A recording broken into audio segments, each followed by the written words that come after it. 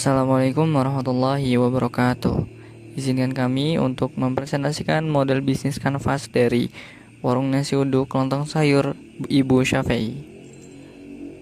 Jadi di sini kelompok kami itu beranggotakan yang pertama ada Ahmad Ramdhani dengan NPM 24782034, lalu M Rizky Saputra 24782048, lalu Rizky Bintang Fadilah 24782062, dan ada Sandy Aryadita 24782063, dan terakhir ada Zinur Rahmat dengan PM 24782066.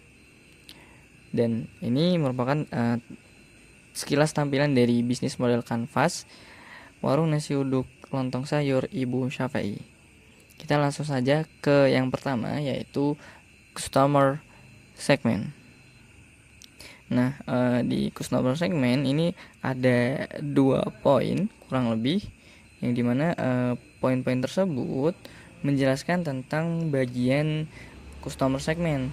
Jadi bagian pertama ini kan adalah customer segment nih.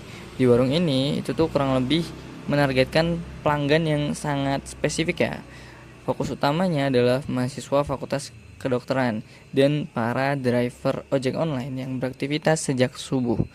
Ini gak heran ya, karena letaknya itu sangat strategis, dimana di belakang kampus Unila, tepatnya di belakang Fakultas Kedokteran. Lalu di sana juga banyak driver ojek online yang beroperasi, apalagi di subuh ya, di waktu subuh.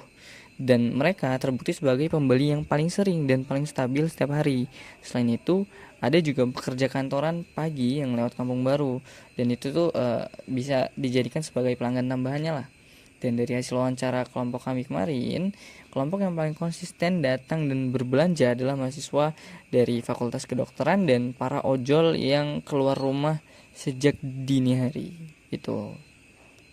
Selanjutnya kita masuk ke value proposition. Jadi warung ini tuh menawarkan sarapan cepat dengan jam buka yang sangat awal, yaitu pukul 04.30 atau setengah 5 pagi ya, subuh lah. Dan menu selalu tersedia saat orang mulai beraktivitas. Jadi ketika orang mulai beraktivitas tuh menu udah siap gitu, tinggal dimakan, sehingga pelanggan tuh nggak khawatir kehabisan. Dan mereka juga bisa memesan lewat WhatsApp untuk diambil dengan cepat tanpa perlu menunggu lama. Jadi istilahnya ya booking dulu lah, atau pre-order dulu. Lalu ditambah lagi ada pilihan paket hemat tuh, yang sangat membantu mahasiswa, terutama ya di akhir bulan ketika dana mulai menipis tuh. Itu untuk dari value proposition ya. Ada sekitar 4 poin, dan itu tadi yang sudah dijelaskan. Selanjutnya kita bakal masuk ke yang namanya channels.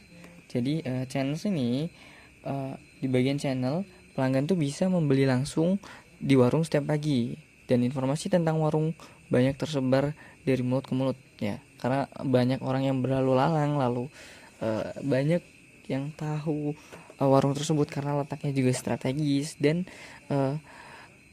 informasi tersebut bisa menyebar dari satu pelanggan ke pelanggan yang lainnya. Selain itu, WhatsApp tuh menjadi saluran penting untuk menerima pesanan, baik untuk pembelian cepat maupun pre-order, termasuk pesanan kecil untuk kebutuhan catering dan catering besar, karena warung ini tuh melayani hal-hal tersebut.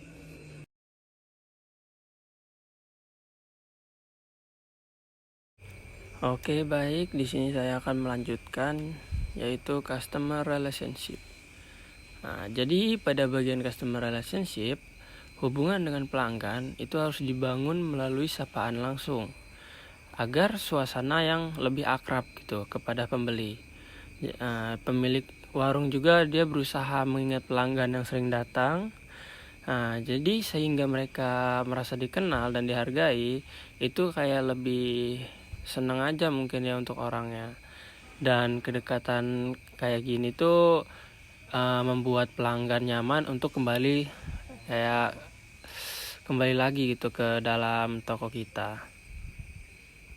Oke, baik. Selanjutnya yaitu revenue stream. Jadi untuk revenue stream ini, sumber pendapatan utama warung berasal dari penjualan reguler di pagi hari.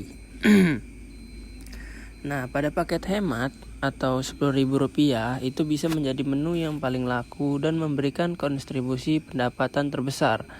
Nah, selain itu ada juga pemasukan dari pre-order melalui via WhatsApp ataupun yang melalui media sosial. Nah, jadi dengan konfirmasi minimal ada 1 jam sebelumnya ya.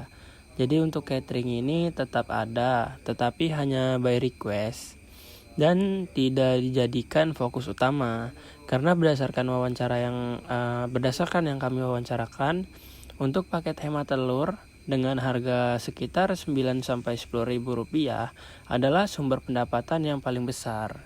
Seperti itu. Oke, selanjutnya itu key activity. Nah, sekarang kita lihat pada bagian key activity ini. Untuk setiap hari proses produksi itu dimulai dari jam 2.30 ya atau jam setengah 3 dini hari itu untuk menyiapkan masakan. Nah, lalu warung ini biasanya itu untuk buka yang benar-benar buka itu pada jam 4.30 ya atau setengah 5. Nah, jadi sepanjang pagi untuk aktivitas utamanya adalah melayani pelanggan, menyajikan makanan, serta menggoreng lauk dan gorengan yang menjadi favorit untuk orang-orang.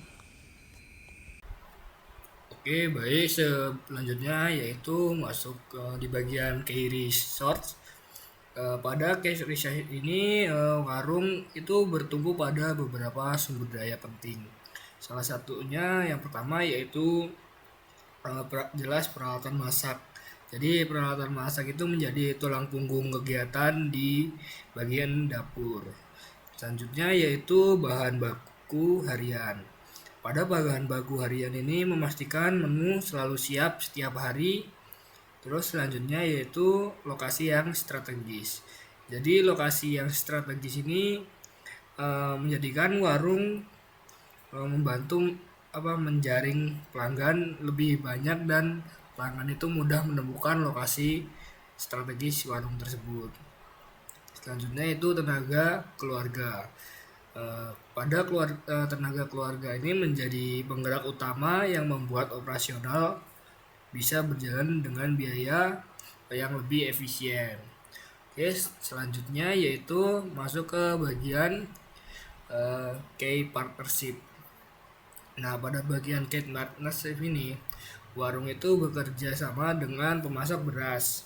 Meskipun pemasok ini sering berganti karena harga yang tidak stabil, untuk bahan lain, warung sembako di sekitar menjadi mitra harian. Selain itu, pelanggan yang rutin merekomendasikan warung ke orang lain juga bisa dianggap sebagai partner penting dalam promosi. Pergantian pemasok beras dilakukan agar pemilik bisa mencari harga yang lebih stabil dan menguntungkan. Oke, selanjutnya kita masuk ke bagian cost struktur. Nah, untuk bagian yang terakhir ini yaitu cost struktur. Yang pertama yaitu biaya utama berasal dari bahan baku yang bersifat variabel dan cenderung fluktuatif mengikuti harga pasar. Ada juga biaya tetap rutin seperti gas LPG 3 kg, listrik, dan bumbu-bumbu umum. Selain itu, terdapat biaya penggantian peralatan masak yang sifatnya tidak rutin, namun wajib dianggarkan. Karena kompor, wajan, sutil, dan peralatan lainnya pasti mengalami aus pakai dan perlu dirawat atau diganti secara berkala.